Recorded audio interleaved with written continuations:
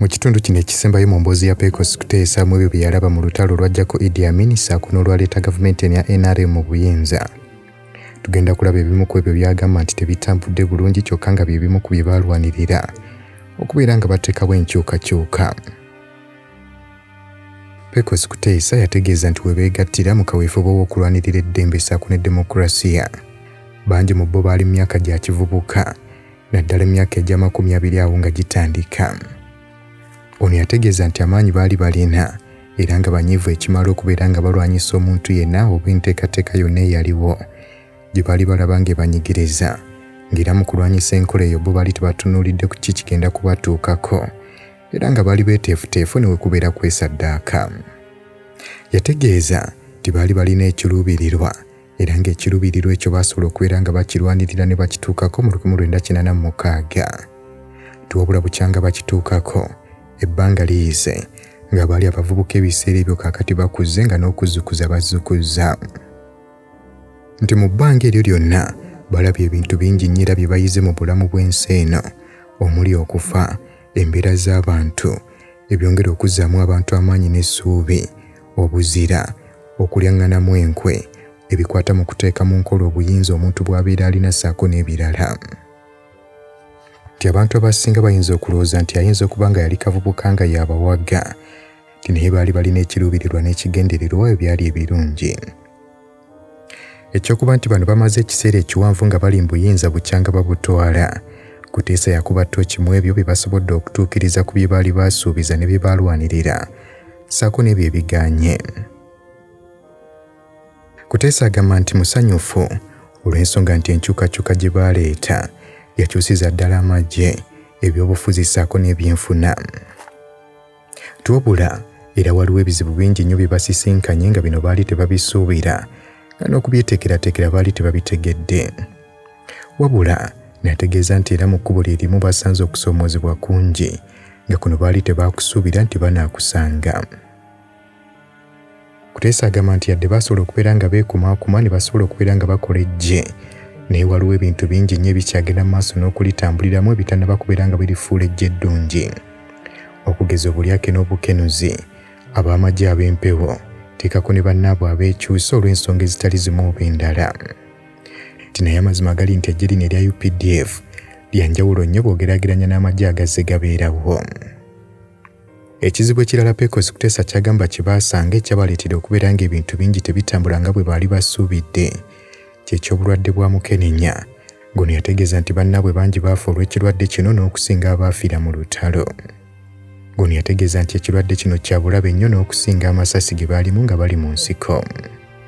Wabula ate ku ludda olw'ebyobufuzi, Kutesa yategeeza nti ebimu ku ebyo bye baasobola okuteeka mu nkola kwe kubaga ssemateeka omuggya, okuteekawo enfuga ey'amateeka, okugezaako okuteekawo demokulasiya, abantu okubeera nga baweebwa eddembe lyabwe, n'enkola eya RC gye baatandika nayo mu kitundu ekya Luweero yamala n'ebuna eggwanga lyonna ng'efuuse LC. Yayongera okubeera ng'ategeeza nti abantu baayongera okufuna ku ddembe mu nsonga z'amawulire, ng'ensonga lwaki radio stations ssaako ne TV nnyingi zaamerukawo. Kyokka yagattako nti bingi nnyo ebikyetaaga okubeera nga birongoosebwamu naddala ku nsonga eno, abantu basobole okubeera nga baweebwa eddembe okukola okusalawo okutuufu, okwongera okubaganya ebirowoozo nga tewali agenda kubakuba ku mukono. Kutesa era yategeeza nti bannabyabufuzi abali mu bibiina ebiwandiisa obulungi nabo beetaaga okuweebwa eddembe lyabwe mu bujjuvu, bakubaganye ebirowoozo ku nsonga z'eggwanga watali kubeera nga banyigirizibwa. Mu nsonga z'ebyenfuna, Kutesa yategeeza nti eggwanga likyetaagira ddala okubeera nga lyeyimirizaawo, live ku kubeera nga lyesigama ku bafujjirizi buli kaseera. Ono yategeeza nti embalirira y'eggwanga teyeetaaga kubanga ebitundu ebisinga obungi bafujjirira nfujjirire, nga kino kireetera eggwanga okubeera nga terisobola kweyimirizaawo mu mbeera yonna olw'ensonga nti abafujjirira ensimbi babeera beetaaga eggwanga litambulire ku ntoli zaabwe. Kutesa agamba nti ebimu ku byabatwala Munsiko okuleeta enkyukakyuka tebalowoozaako nti ebintu biyinza okukyuka, akaseera ne katuuka nga waliwo ababakubira entoli kwe babeera batambulira.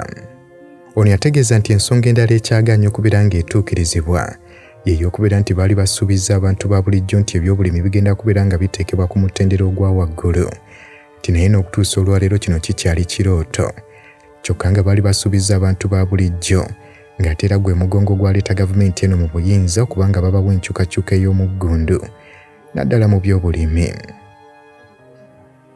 Kutesa agamba nti abantu bangi naddala mu mambuka g'eggwanga lya Uganda bakyali mu bwavu obw'amaanyi. Webale kunyumirwa byafaayo, naye okimanyi nti buvunaanyizibwa bwaffe okulwanyisa omusujja gw'ensiri nga tusula mu butimba? Naye jjukira nti waliwo ensiri ezituluma nga tetunnaba kwebaka. N'olwekyo ezo zeewale nga weesiiga Ropa Free Mosquito Repellent. Tewali nsiri ejja kuluma. Ropa Free Mosquito Repellent ojja kumusanga mu pharmacies nga Friaka ewandegeya, Spring ne Kamkeya ku Wilson Road ne Mega Supermarkets opposite Old Tax Park ne Garden City. A'udhu billahi minash shaitanir rajim. Bismillahir rahmanir rahim. Assalamu alaikum wa rahmatullahi wa barakatuhu. Nze Haji Kaboggoza omusomi w'edduwa ntereeza ensonga z'amaka ebyenfuna n'endwadde ezitategeerekeka. Haji Kaboggoza omusomi w'edduwa nsiŋŋaanibwa Ekitigoma ku Lwejjinja. Bw'obanga otuuse Ekitigoma mu ttawuni ku stage osobola okuba ku nnamba z'essimu ezo z'olaba zitambula. Gwe wenna ali ewala oyinza okuyita ku mukutu gwaffe ogwa WhatsApp ku layini eyo eya MTN obudde bwonna mbeerako.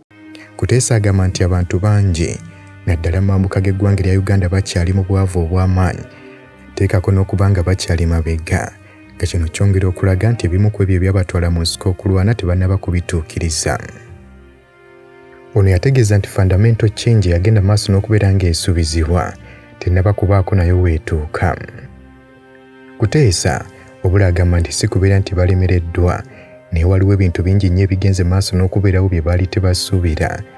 Ekyokulabirako nti bano baali tebakisuubira nti wayinza okubeerawo obubondo bw'abakwatamundu mu mambuka g'eggwanga mu Eastern ssaako ne mu Western Uganda mu myaka egy'ekinaana nti weewaawo obubondo buno baasobola okubulwanyisa era ne babuwangula, naye ensimbi nnyingi nnyo ezasaasaanyizibwa kyokka ng'eggwanga lyali lyakava mu lutalo nga mukadde ako lyali lyetaaga okubeera nga lisooka okuzimba ebyenfuna ssaako n'ebintu eby'enjawulo. Ono agamba nti ekintu ekirala kye baabuusa amaaso ky'ekyokubeera nga ddala mutuufu amambuka g'eggwanga lino erya Uganda ssaako n'Amaserengeta waliwo enjawulo nnene nnyo. Pecos Kutesa nti we yabeerera komanda wa division ey'okuna mu mambuka ga Uganda yayiga ebintu bingi nnyo ng'akizuula nti mu mambuka g'eggwanga erya Uganda baawukanira ddala mu bintu bingi nnyo ne Maserengeta g'ekitundu ky'eggwanga lino. Ekyokulabirako yategeeza nti ensonga y'ettaka nti abantu abawangalira Maserengeta g'eggwanga lino erya Uganda bo baayaniriza era ne bakkiriza enkola ey'omuntu ssekinnomu okubeera nannyini ttaka ng'ate mu mambuka g'eggwanga erya Uganda abantu baali tebakikkiririzaamu.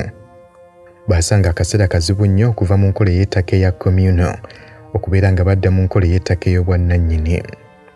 Nga ensonga lwaki enkola ey'okubeera nga wabeerawo bannannyini ttaka mu bitundu ebyo okulikulaakulanya baagirwanyisa nnyo era engambo ne ziyitiŋŋana nti abagwira baagala kutwala ttaka lya Kyoli. Era nga y'ensonga lwaki abantu mu kitundu kino okutya okubanga ettaka lyabwe teritwalibwa baasalawo okubeera nga bawagira Koni bwe yali ng'akyalwanyisa gavumenti eno.